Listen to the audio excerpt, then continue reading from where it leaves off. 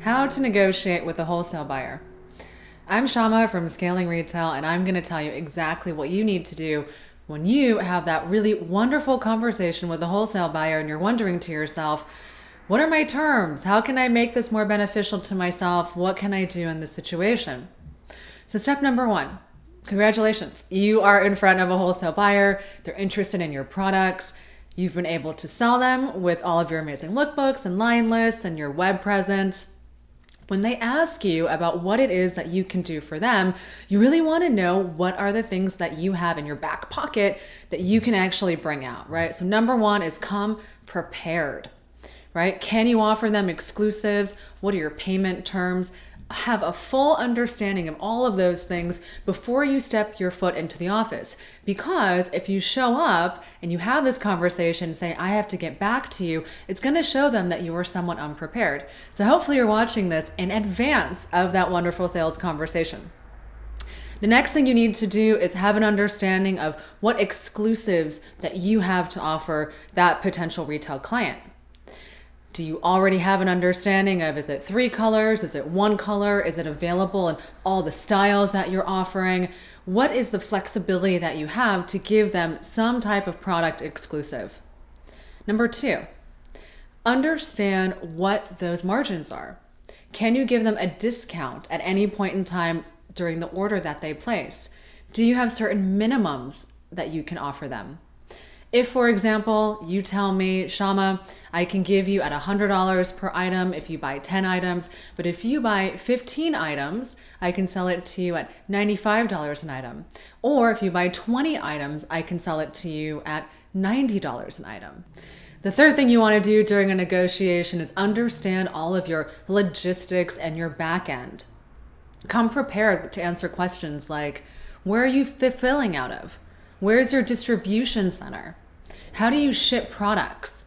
Are you using EDI, right? Are you able to actually get the product from your manufacturing with the labels on it, in the pre-packs, in the poly bags, and then send them right to the retailer?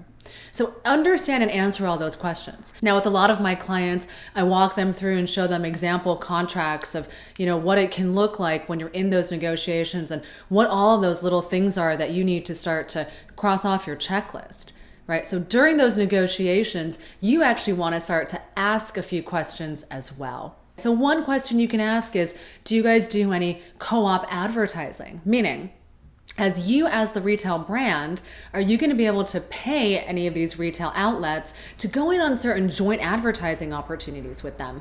That's going to show not only that you have a couple dollars in your bank, and even if you don't, you're kind of bluffing, but it's going to show that you're kind of ready to take that step and ready to engage in that type of partnership. Another question you can ask is, do they do any trunk shows, right? Can you maybe split the cost of doing a trunk show? Show them your willingness to actually be a part of their community.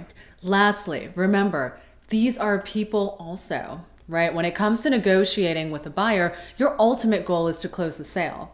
Your next ultimate goal is to close the sale more in favor of you than in favor of them, but they already know that they are at the advantage.